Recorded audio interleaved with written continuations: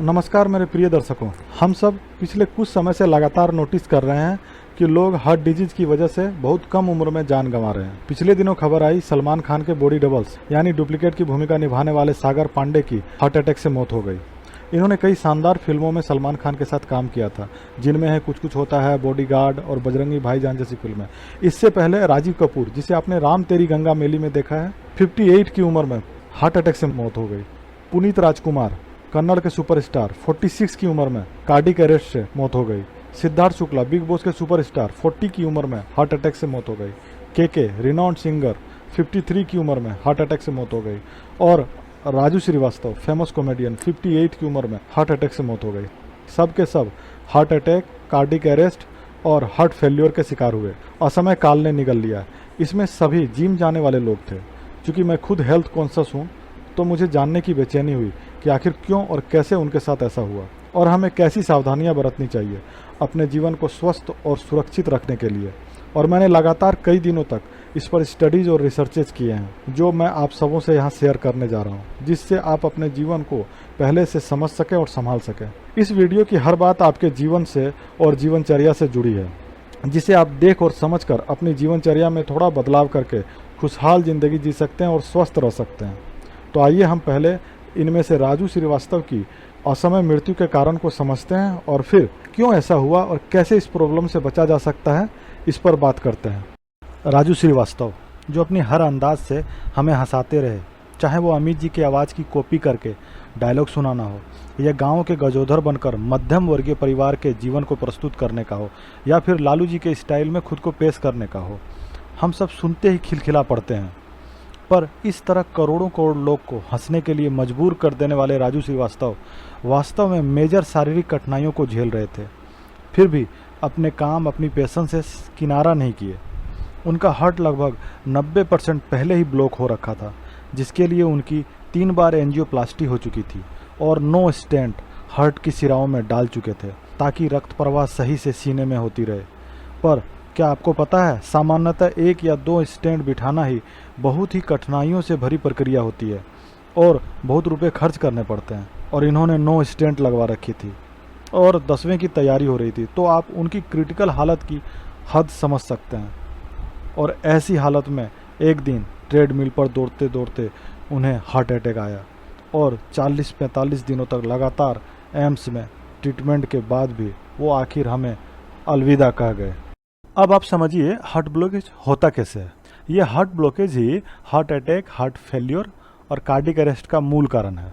Bad cholesterol जब body में अधिक मात्रा में हो जाते हैं तो आर्टरी ब्लॉकेज स्टार्ट हो जाते हैं। बॉडी में बैड कोलेस्ट्रॉल के बढ़ने से उसकी अधिकता की वजह से आर्टरी ब्लॉकेज यानी नसों में एक तरह की मेम्ब्रेन जमने लगती है, जो एक रबर की तरह की होती है, जो किनारों पर जमती है और नसों को ब्लॉक करना शुरू करती है। और जब ऐसा लगातार होता चला जाता है तो नसें 70, 80, 90% तक ब्लॉक हो जाती है और फिर इससे भी आगे बढ़ जाने पर हार्ट अटैक या कार्डियक अरेस्ट जैसी समस्या का सामना करना पड़ता है। चूँकि आपके बॉडी में रक्त प्रवाह बहुत धीमी हो जाती है और हार्ट, जो पूरे शरीर को रक्त संचालित करता है, वो ठीक से पंप नहीं कर पाता है। जो 1 मिनट में 60 से 100 बार पंप करता है और नॉर्मली 50-60 बार होना चाहिए। जब इसकी गति बहुत कम हो जाती है तो हार्ट अटैक की आशंका बढ़ती है।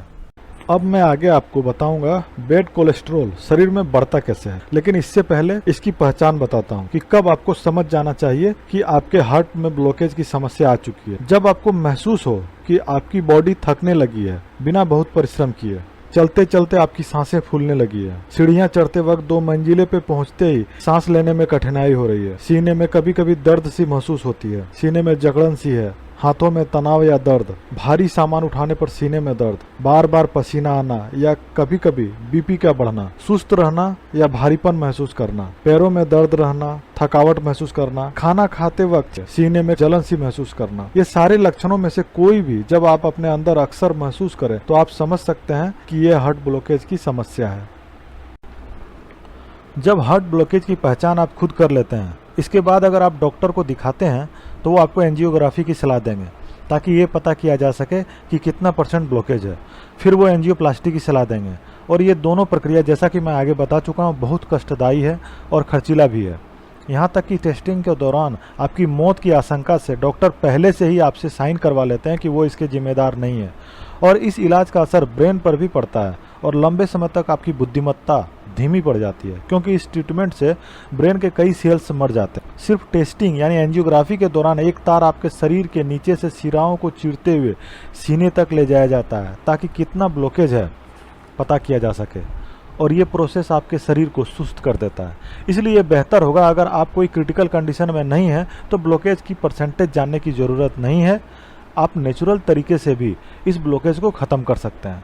आइए हम कोलेस्ट्रॉल के बढ़ने और ब्लॉकेज के बनने के कारणों को पहले जानें, फिर नेचुरल निवारण पर बात करेंगे। मैं पहले बता चुका हूं कि बैड कोलेस्ट्रॉल यानी एक रबर के तरह की मेम्ब्रेन की लेयर लगातार नसों में चढ़ते जाने से ब्लॉकेज बनते हैं। पर ये किस वजह से नसों में जमते हैं हम वो बताने जा रहे हैं, तो ध्यान से सुनिए और इससे अपनी जीवनचर्या और खानपान के व्यंजनों में सुधार कीजिए। फ्राइड या डीप फ्राइड फूड्स, तला हुआ और बहुत गहरा तला हुआ खाना बिल्कुल भी न खाएं, ये बैड कोलेस्ट्रॉल को बढ़ाने में मदद करते हैं।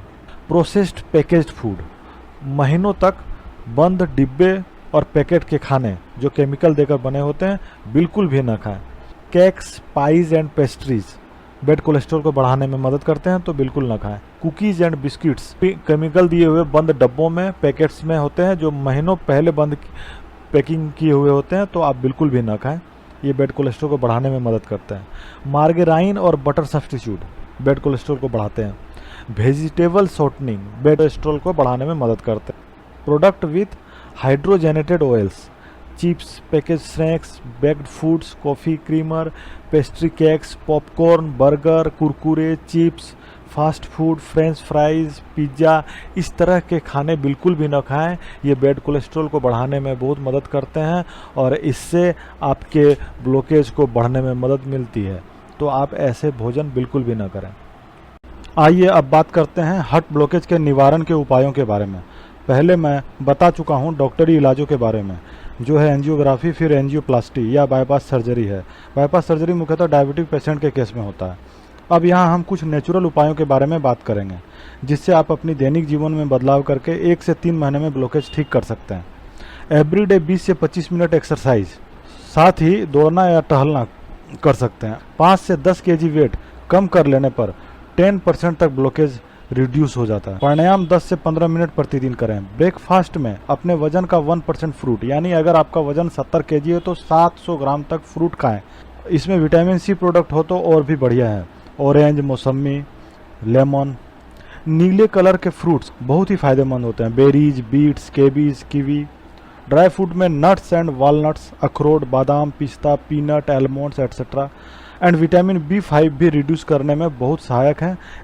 Vitamin B5 egg, milk, broccoli, chicken, sweet potato, pea, cauliflower, beans, इन सबों में से जो आपको पसंद है वो अपने ब्रेकफास्ट में जोड़ सकते हैं, जो लगातार आपके ब्लॉकेज को कम करने में मदद करता रहेगा। एवरीडे 10 से 15 मिनट धूप में बैठने से बैड कोलेस्ट्रॉल कम करने में मदद मिलती है। ये बहुत ही आसान तरीका है बैड कोलेस्ट्रॉल को रिड्यूस करने का। Black and green tea without sugar लेने में भी बैड कोलेस्ट्रॉल को कम करने में मदद मिलती है। इसबगोल भूसी भी कोलेस्ट्रॉल रिड्यूस करने में सहायक है।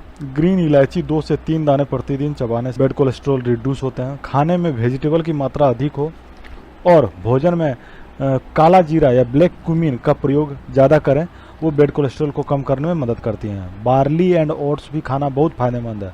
And last but not least, मेथी 4 चम्मच रात भर पानी में भिगोकर सुबह उसे उबालकर उसका पानी छानकर ठंडा करके पिएं, बहुत कारगर है आपके ब्लॉकेज कम करने में। इन तमाम चीज़ों में से जो आपको पसंद है उसे लगातार 1 से 3 महीने व्यवहार करें, आप पूरी तरह हार्ट ब्लॉकेज से मुक्त होंगे।